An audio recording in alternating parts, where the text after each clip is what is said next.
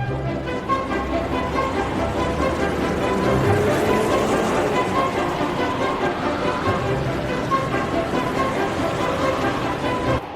morning, God bless you, and peace be with you forever.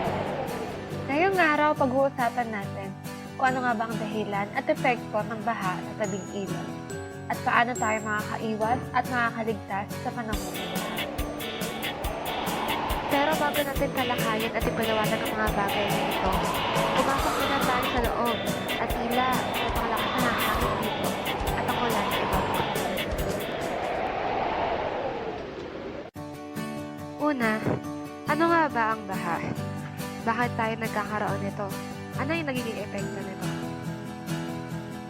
Sa madaling sabi, ang baha ay dahil sa komplikadong kombinasyon ng panahon, climate at mga gawain ng tao. Karaniwang gawa ito ng mahina hanggang sa malakas na pagulan sa isang lugar. Ang pagdami ng mga gusali, mga kalat na tinatapon sa ilog, at pagdami ng populasyon. Lahat ng ito ay ilan sa mga dahilan kung bakit lumalaki ang pagbaha pagkatapos ng malakas na ulan.